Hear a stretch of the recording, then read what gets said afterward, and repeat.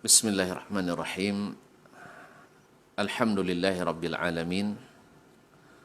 Wal aqibatu lil muttaqin. Wala udwana illa 'alal zalimin. Ashhadu an la ilaha illallah wahdahu la syarika lah wa ashhadu anna Muhammadan abduhu wa rasuluh la nabiyya ba'dah. Ya ayyuhalladzina amanu taqullaha haqqa tuqatih wa la tamutunna illa wa antum muslimun. Ma'asyiral muslimin, ma'asyiral muslimat, rahimanillah wa iyyakum.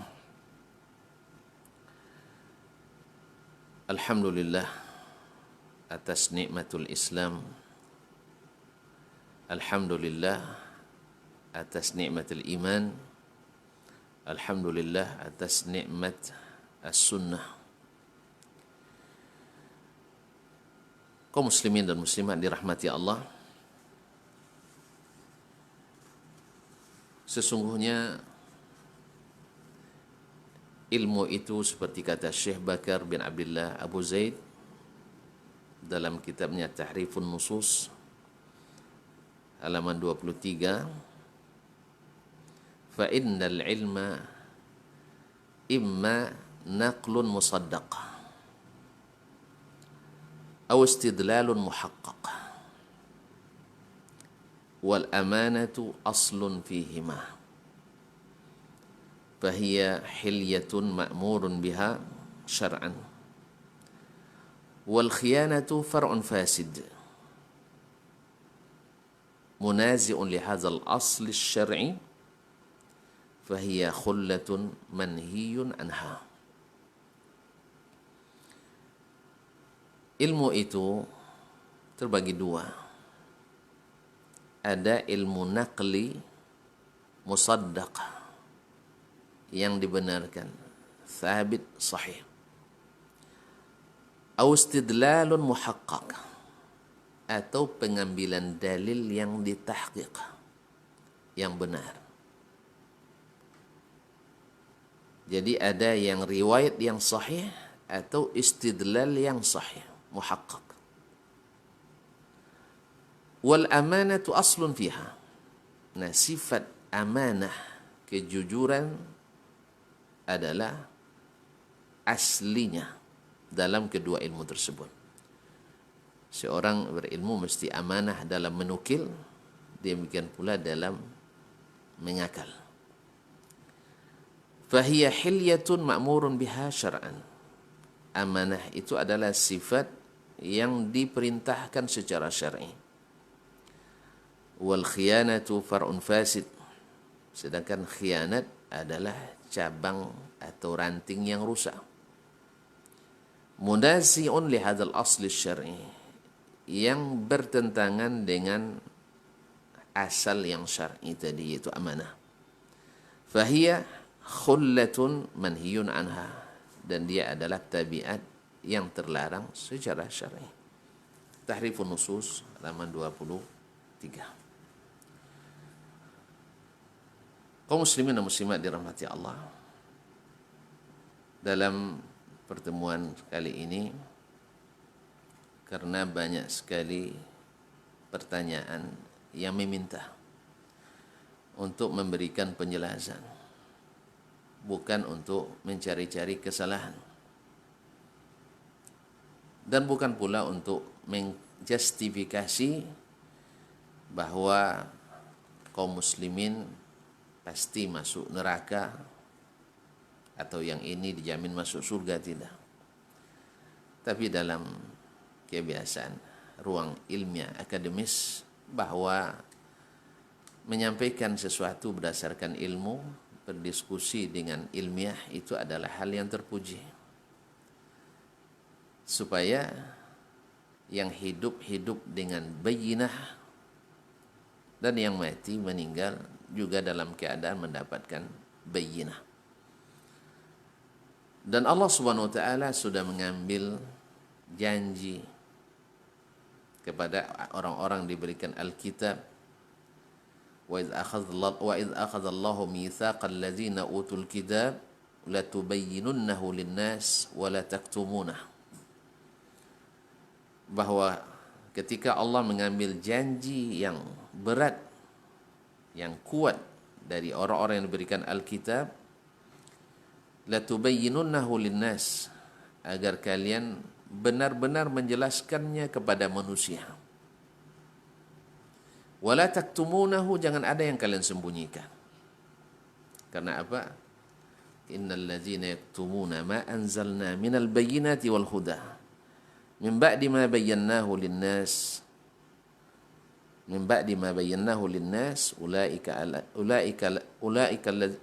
innal ladzina yaktumuna ma anzalna minal bayyinati wal huda min ba'di ma bayyanahu linnas ulaika alaihim la'natullahi wal malaikati wan nasi ajma'in. Sesungguhnya orang yang menyembunyikan apa yang telah kami turunkan dari keterangan-keterangan minal kitab wal huda, kitab dan petunjuk, setelah kami jelaskan kepada umat manusia, setelah kami jelaskan, mereka adalah orang-orang yang dilaknat Allah, dilaknat para malaikat dan seluruh manusia. Tidak di dunia, tapi di akhirat pasti. Karena besok akan saling melaknat. Dan Nabi dalam hadis riwayat Imam At-Tirmizi dari Abi Hurairah radhiyallahu anhu mengatakan, ayyuma rajulin atahu Allahu ilman fakatamahu aljamahu Allahu yaumal qiyamati bilijamin minan nar. Siapapun yang Allah berikan ilmu lalu dia sembunyikan, maka di akhirat nanti hari kiamat dikekang mulutnya dengan api neraka.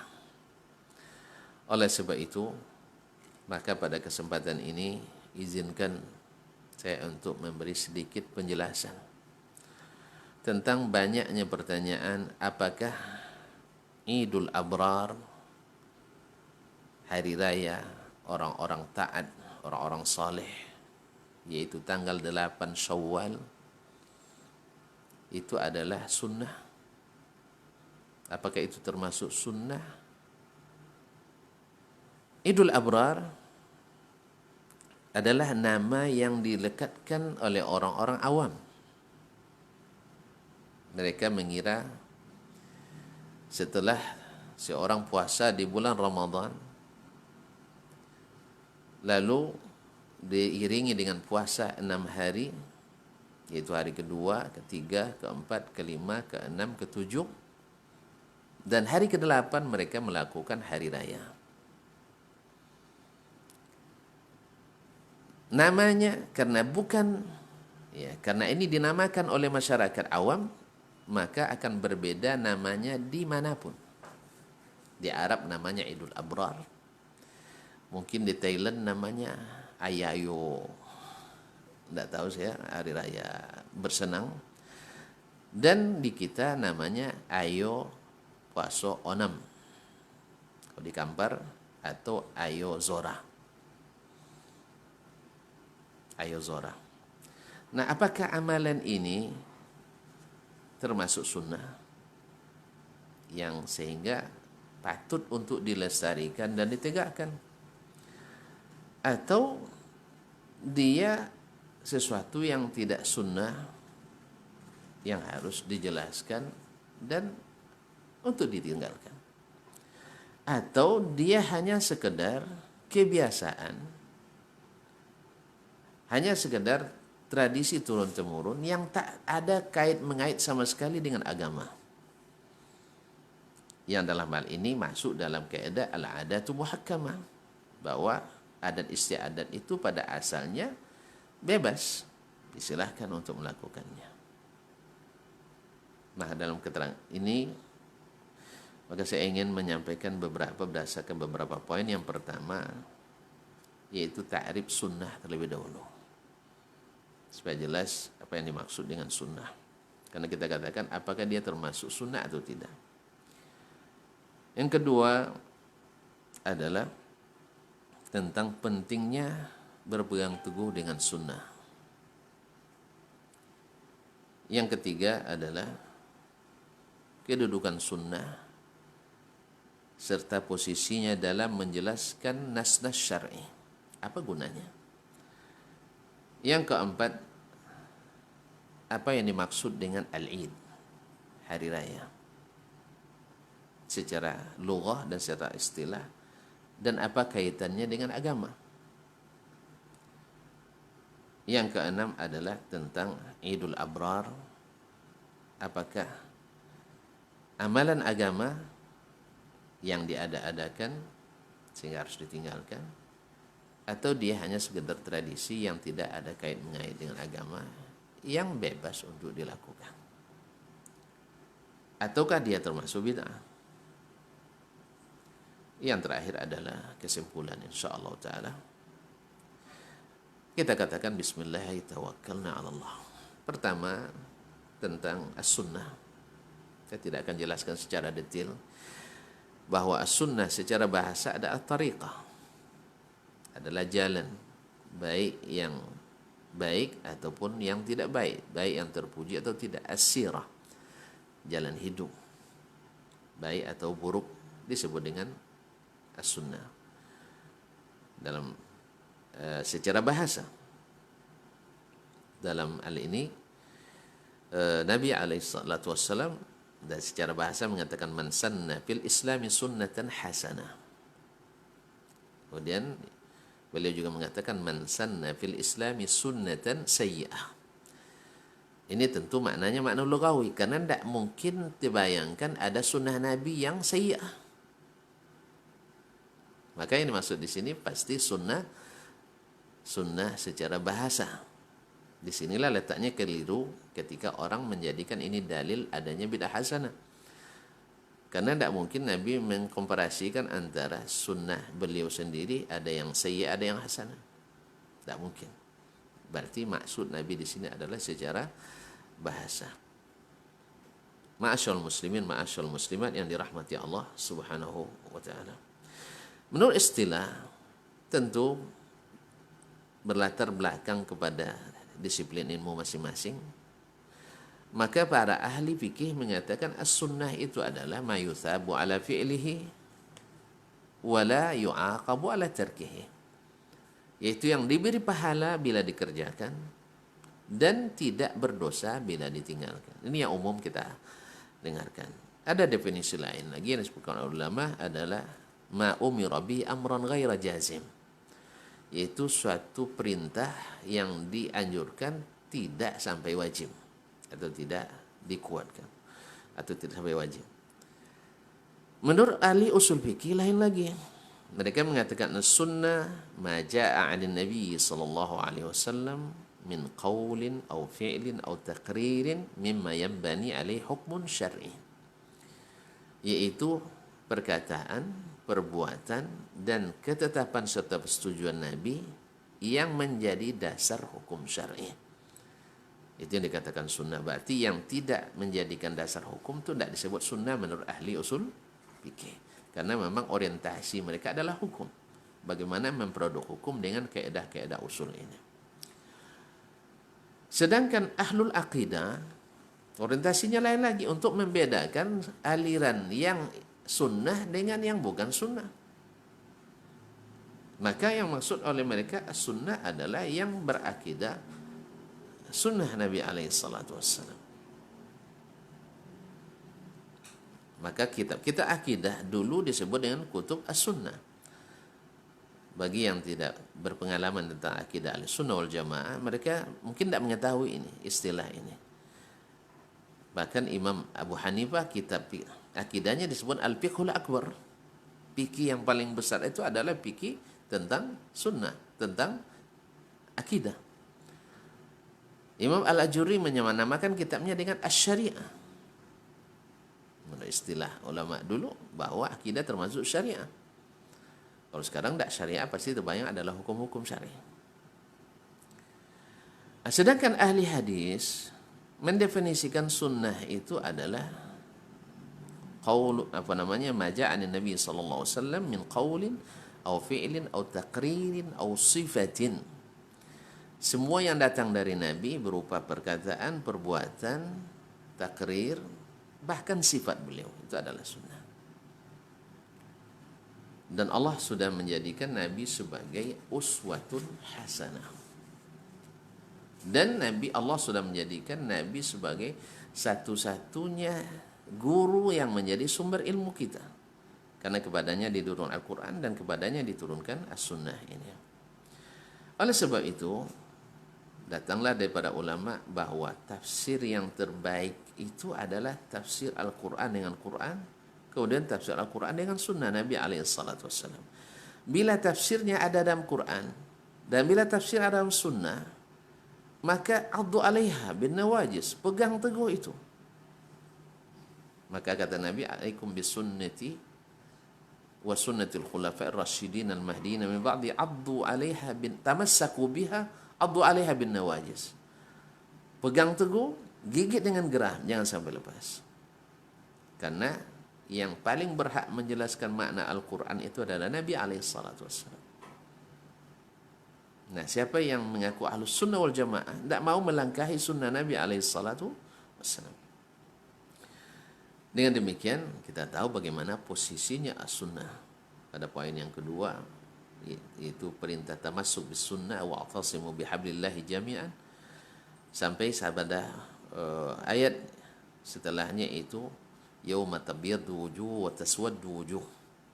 Hari di mana wajah putih berseri-seri dan wajah hitam legam.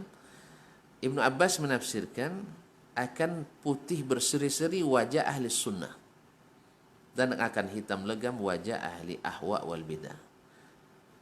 Berarti beliau menjadikan wajah putih berseri karena mengikuti sunnah Nabi, yaitu berpegang teguh dengan jalan Allah dengan sekuat-kuatnya.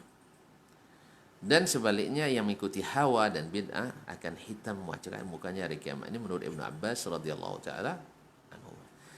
Di sini jelas bagi kita bagaimana tingginya sunnah di dalam kehidupan seorang muslim. Sampai-sampai Umar bin Khattab dan juga diriwayatkan daripada Abdullah bin Abbas dan dari anaknya Abdullah bin Umar, dari kemudian juga Abu Sa'id Al-Khudri, bahwasanya mereka berkata radhiyallahu anhum, man hajjaka bil kitab fahajjahu bis sunnah. Siapa yang berhujjah kepadamu dengan Al-Qur'an dengan dalil-dalil umum, maka balas jawab dengan as-sunnah. Makanya Allah ketika ikhtilaf mengembalikan kita kepada Nabi alaihi salatu wassalam. Fala wa rabbika la yu'minuna hatta yuhakkimuka fima shajara bainahum. Demi Rabbmu, mereka belum beriman sampai menjadikan kamu hakim pemutus pada masalah yang mereka perselisihkan. Thumma la yajidu fi anfusihim harajan mimma qadait. Kemudian mereka tidak merasakan sedikit pun ketidaksenangan atas apa yang kau putuskan. Wa yusallimu taslima, dan mereka menyerah sepenuhnya. Ini secara ringkas tentang definisi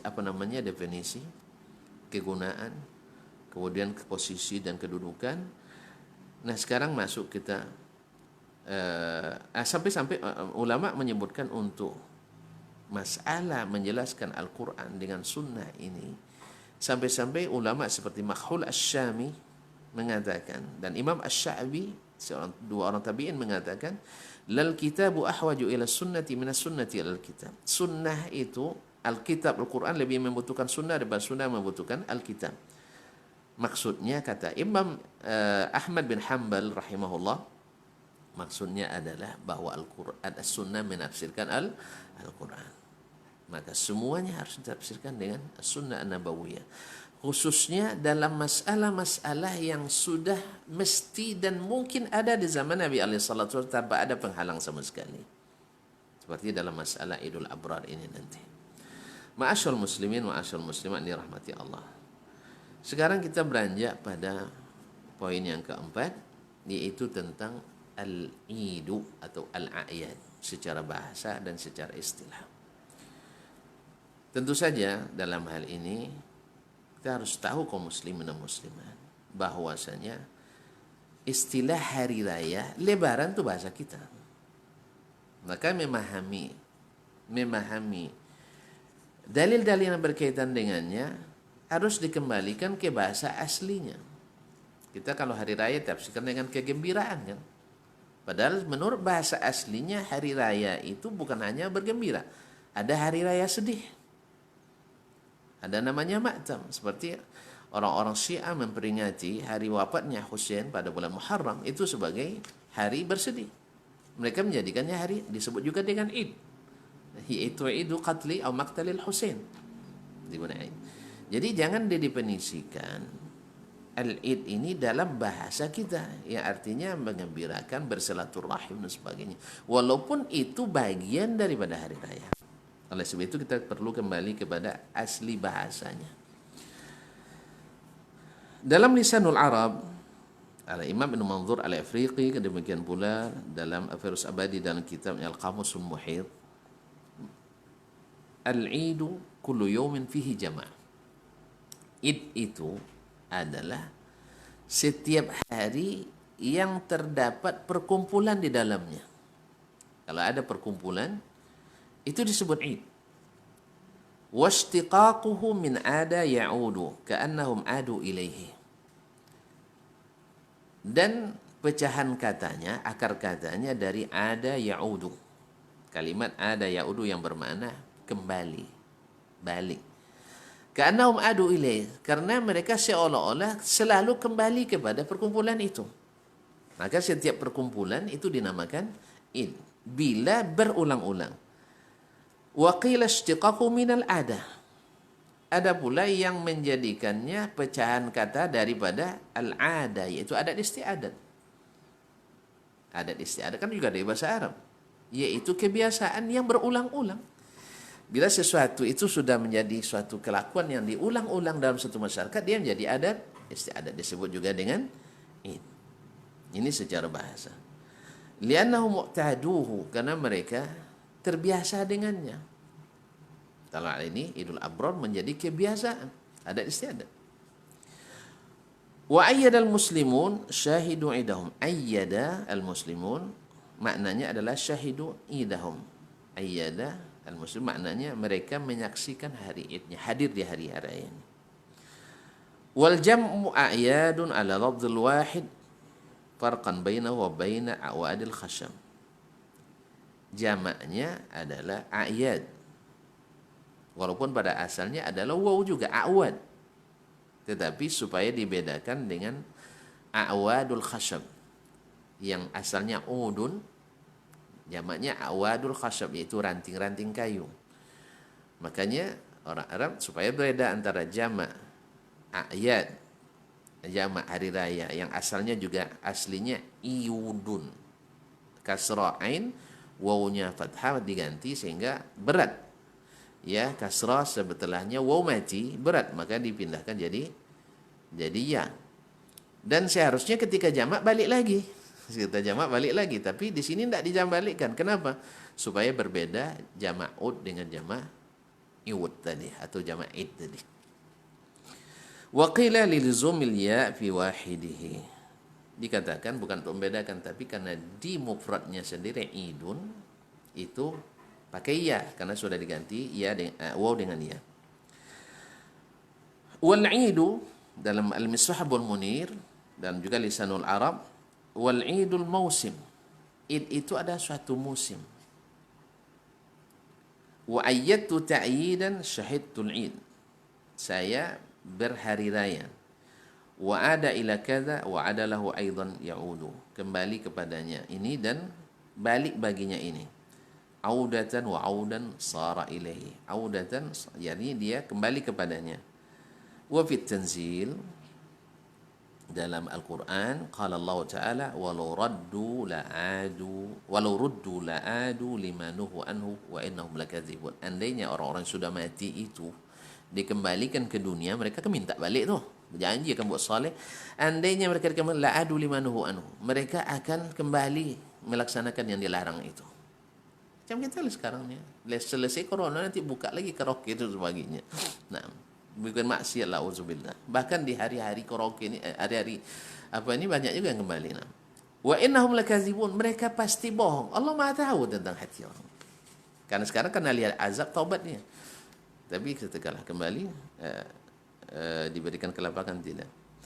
Jadi al-idu indal Arab, Id menurut orang Arab al-waqtu allazi ya'udu fihi al-farah wal huzun, yaitu waktu yang padanya kembali kegembiraan atau kesedihan.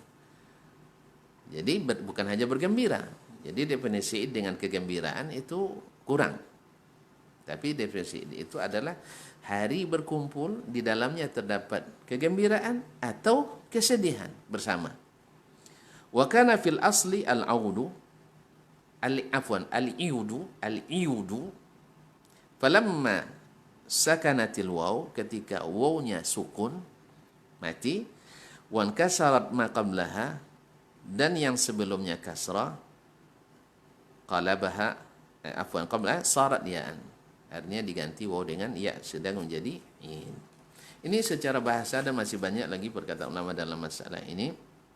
Kaum muslimin dan muslimat dirahmati Allah, seperti kata Ibnu al-Ambari rahimahullah, yaitu Muhammad ibn Qasim ibnu Muhammad ibn Bashar ibn Hasan ibn Sama'a al-Ambari, Abu Bakar al-Ambari an-Nahwi al-Lughawi, dia mengatakan fi qawlihi Abdul Malik mensyarah syairnya Ta'abbata Syarran, seorang penyair jahiliyah, al-idu ma ya'taduhu min al-husni wasyauq. Id itu adalah sesuatu yang berulang dan selalu kebiasaannya, yaitu minal husni, baik dalam keadaan sedih, wasyauqi, dalam kerinduan, maka disebut juga dengan id.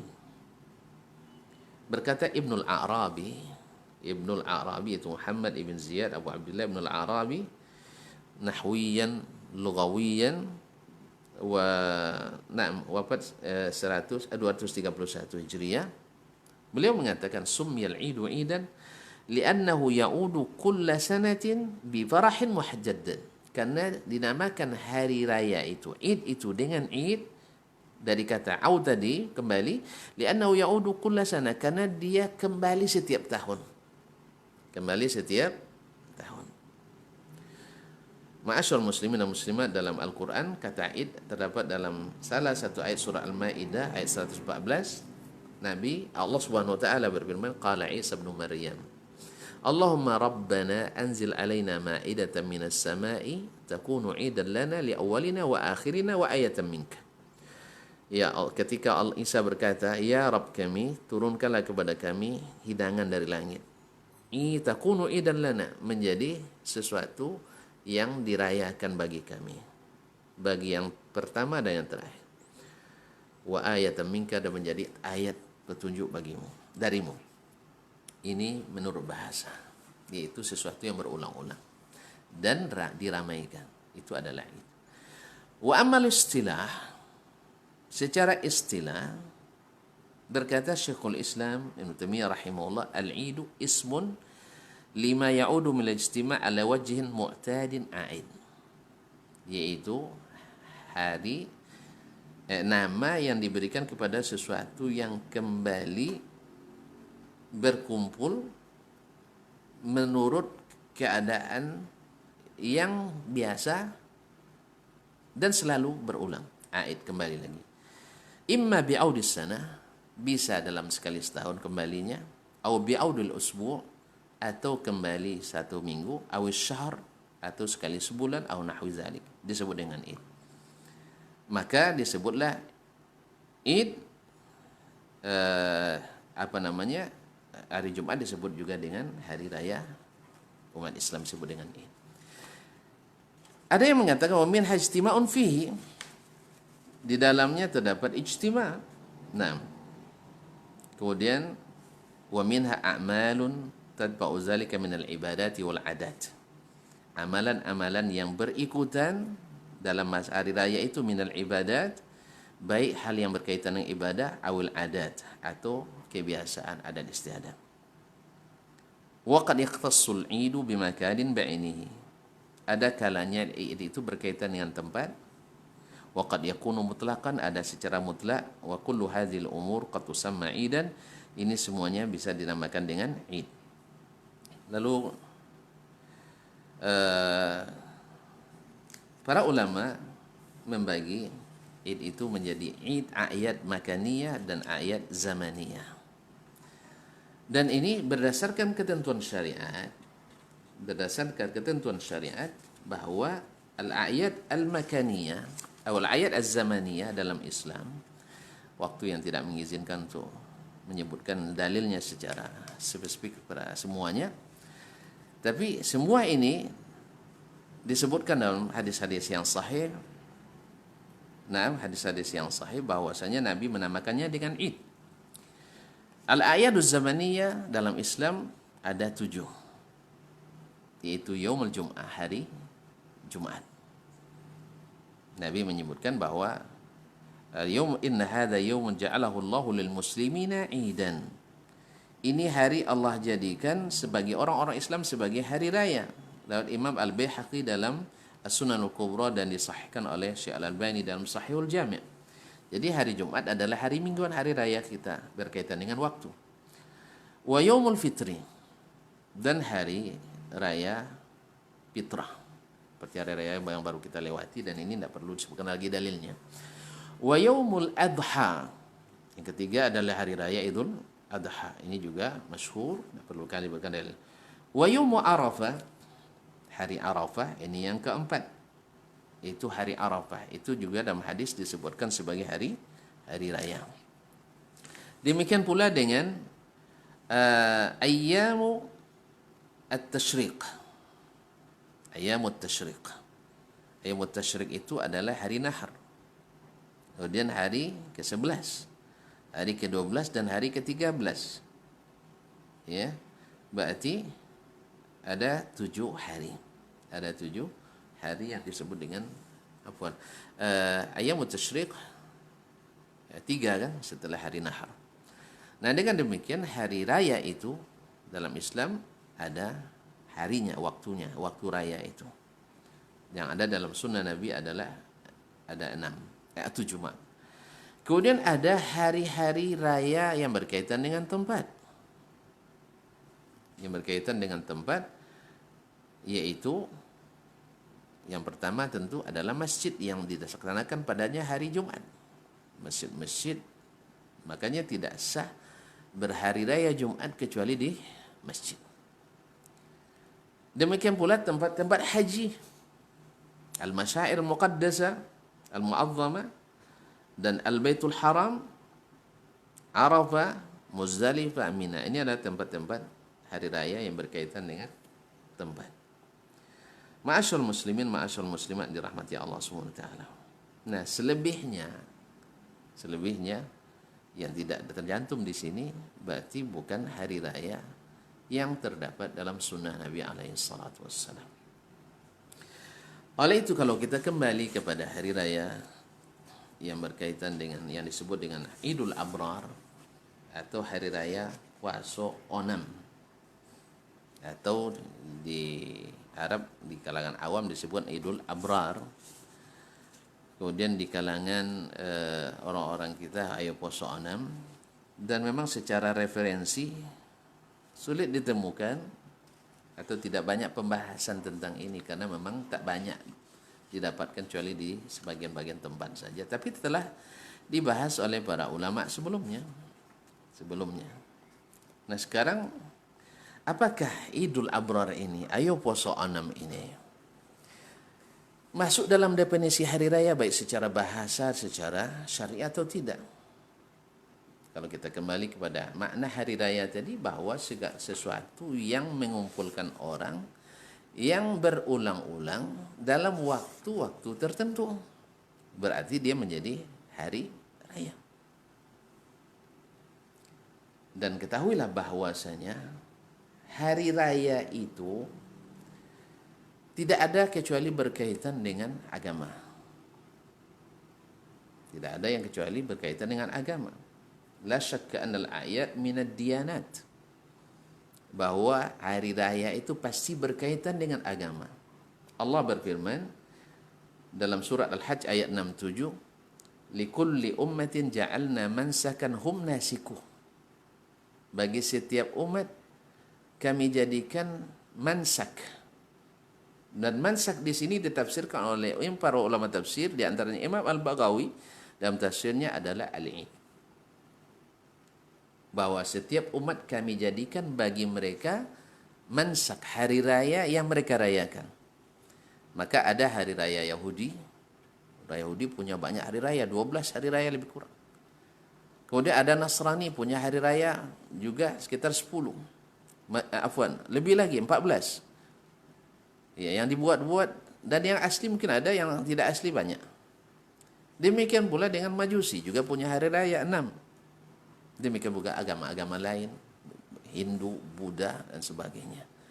Semua menjadikannya bagian dari agama. Dan Islam juga menjadikan hari raya bagian dari agama. Nah, kalau ada yang mengatakan bahwa hari raya ini tidak masuk agama, ini mengingkari fakta dan kenyataan. Sebab hari puasa 6 tidak pernah dirayakan oleh orang Jawa, misalnya, atas karena kejawaannya tidak. Kalau ada yang merayakan karena orang Arab, tidak merayakannya karena jahiliyahnya, tidak. Tapi karena dia adalah bagian dari amalan Islam. Makanya, apakah hari raya Poso 6 ini hanya sekedar tradisi, walaupun tradisi sebenarnya bertentangan dengan syariat, dengan syariat atau dikaitkan dengan syariat. Dan sebagian ulama masukkan bahwasanya tradisi yang dikaitkan dengan amalan agama itu bagian dari agama yang mesti merujuk kepada dalil yang syar'i. Oleh itu kaum muslimin dan muslimat yang dirahmati Allah SWT, dengan demikian dapat dipahami baik tarif secara bahasa maupun secara istilah bahwa hayo Idul Abrar, hari rayanya orang-orang taat ini, yaitu hari ke-8 Hijriah, hari 8 Syawal, atau ayo poso 6 atau ayo Zora namanya kita di selatan Thailand, lagi lain namanya, di Malaysia lain lagi namanya. Nah, ini mau tidak mau, diakui tidak diakui, pasti dikaitkan dengan agama. Pertama, yang merayakannya adalah orang Islam. Yang kedua, dia menjadi munasabah yang berkaitan dengan melaksanakan amal Islam, dengan amalan Islami, yaitu selesai merayakan puasa 6 hari di bulan Syawal. Jadi berhari raya. Yang ketiga, bahwa di dalamnya terdapat amalan-amalan khusus yang juga berkaitan dengan amalan Islam. Misalnya kalau di Syria, di Syam misalnya, mereka kumpul pada hari raya itu di masjid. Dan wallahu alam, walaupun sebenarnya ikhtilat ini di seluruh hari raya kita ada, di Idul Fitri ada. Tetapi Idul Fitri adalah jelas syariatnya, haji juga ada ikhtilatnya. Dan ini tidak membatalkan sesuatu yang syar'i. Sekarang masalahnya dia tidak syar'i. Dilakukan di masjid, mereka berkumpul, makan-makan, kemudian bersalaman, baik laki-laki maupun perempuan, karena kejahilan tadi. Atau wanita datang dengan ini. Tapi ini di luar dari masalah-masalah kita adalah apakah di hari raya agama atau sekedar ada istiadat. Apa beda ada istiadat? Kalau agama, kita mengharapkan pahala di dalamnya. Dan ada ritual agama di dalamnya. Kalau dia hanya sekedar adat, dia tak mengharapkan pahala. Kalau dijawab, kalau seandainya antum mengharapkan pahala, berarti bagian dari agama. Kalau agama harus ada SOP-nya, harus ada dalilnya. Karena yang memberi pahala itu bukan masyarakat, bukanlah adat istiadat, bukan negara, bukan pemerintah, tapi yang beri pahala itu Allah SWT. Maka yang berhak menentukan harus dirayakan adalah Allah dan Rasulnya SAW. Kalau seandainya hanya mengharapkan sekedar berkumpul-kumpul, tidak mengharapkan pahala, berarti antum melakukan amalan sia-sia. Ditambah lagi plus dosa yang terbit gara-gara mengada-ngada atau maksiat yang mengiringinya. Ya, walaupun tadi saya katakan ini di luar daripada masalah syari atau tidak syar'inya, tapi tetap saja saddu zari'ah, segala hal yang menimbulkan maksiat, menimbulkan dosa harus dihindari, apalagi tidak jelas dari mana syariatnya. Oleh itu kaum muslimin dan muslimat dirahmati Allah, yang mengatakannya hanya sekedar adat, ya, mengingkari kenyataan yang ada. Karena di dalamnya ada yang namanya ziarah kubur. Nah, berkaitan dengan ziarah kubur kaum muslimin, berarti mengkhususkan ziarah secara umum, betul, tidak dilarang kapanpun. Kemudian bergembira secara umum, bersyukur juga tidak dilarang kapanpun. Ini dalil umum. Tapi bukankah kita sudah menetapkannya pada tanggal 8 ini? Dan siapapun yang belajar usul fikih, tidak boleh mengkhususkan dalil kecuali dengan dalil. Tidak bisa dikhususkan dengan pendapat semata, harus dengan dalil. Nah, tolong carikan dalilnya, mana mukhassisnya, sehingga kita bisa membuat hari raya ini. Jadi saya katakan bahwasanya kalau dikatakan dia hanya sekedar tradisi tradisi turun-temurun. Nabi SAW ketika datang ke Madinah, ada tradisi turun-temurun orang Ansar. Turun-temurun orang Ansar merayakan 2 hari yal'abuna fihima. Lalu Nabi ganti dengan hari raya Idul Fitri dan Idul Adha. Apa sebab? Karena setiap ritual raya pasti berkaitan dengan keyakinan dan agama. Maka Nabi ingin memupus supaya jangan berkaitan lagi dengan budaya yang sebelum Islam tadi. Nah, kaum muslimin dan muslimat dirahmati Allah.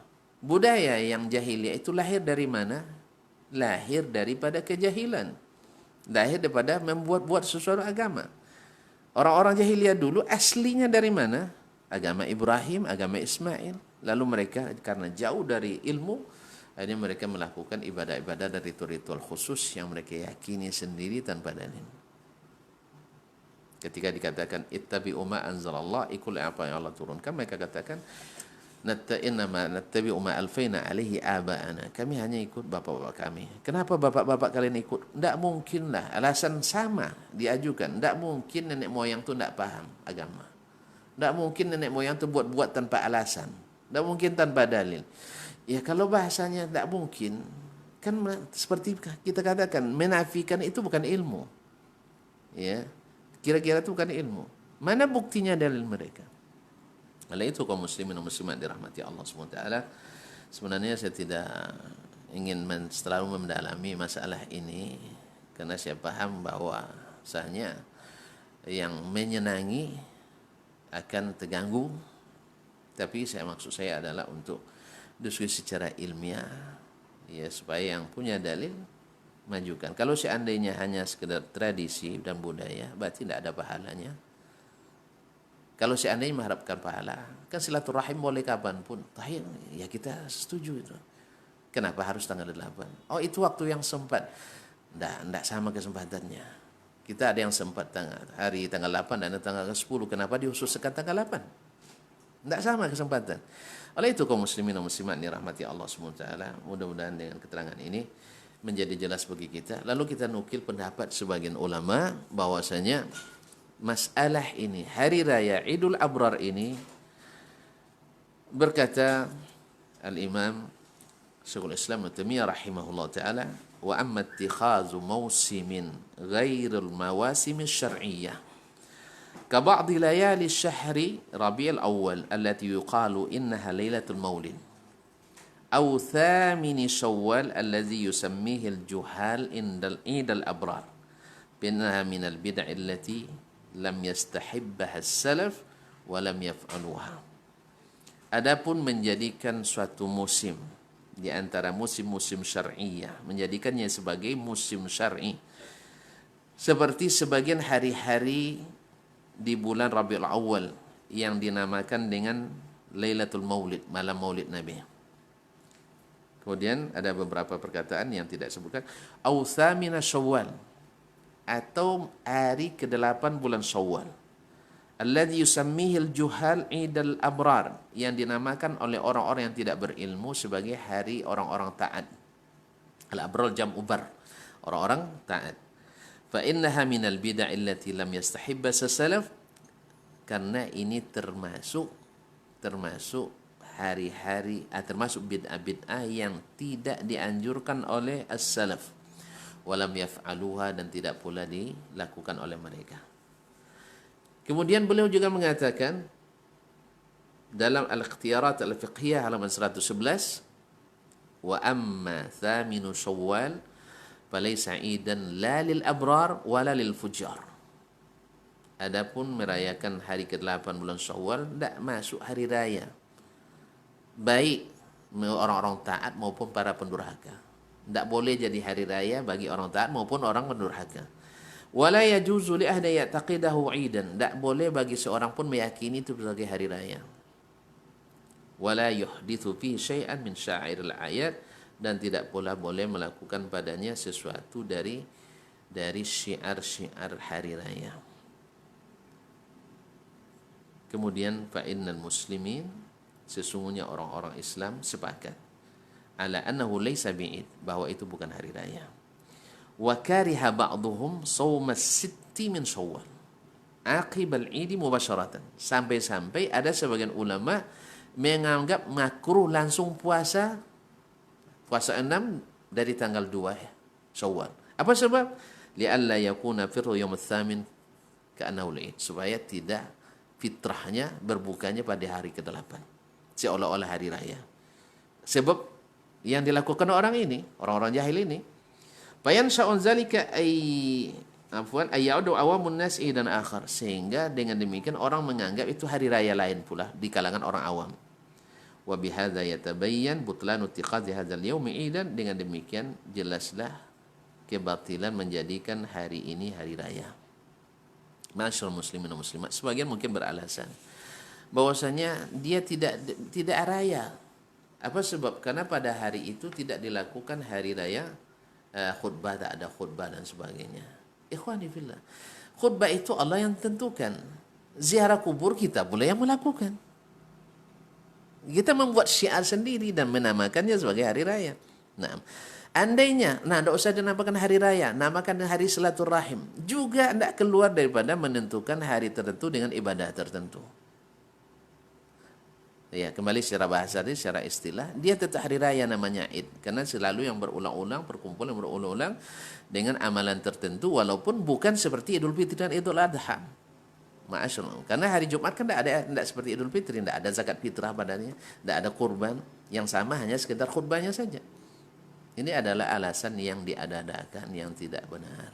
Oleh itu kaum muslimin dan muslimat dirahmati Allah, mudah-mudahan hal ini bisa kita maklumi, bahwasanya untuk mengokohkan kita yang berilmu dan mengingatkan yang keliru, dan kalau seandainya memang ada dalilnya, ya kita katakan seperti kata Imam Asy-Syafi'i rahimahullah, kita kembali kepada ilmunya, kepada dalilnya, baik dalam keadaan hidup maupun setelah meninggal. Barangkali ini yang dapat secuil yang dapat saya sampaikan dalam masalah ini, semoga dan mudah-mudahan dapat dipahami dengan baik. Kalau seandainya benar, semata-mata taufik dari Allah, dan kalau ada yang salah, kelemahan saya dan dari syaitan, semoga Allah mengampuninya, dan semoga ada masukan dari siapapun yang mendapat dan mendengarkannya. Wallahu ta'ala alam, wa sallallahu ala nabiyyina Muhammadin wa sallam, wa subhanakallahumma bihamdik, asyhadu an la ilaha illa anta, astaghfiruka wa atubu ilaik. Wassalamualaikum warahmatullahi wabarakatuh.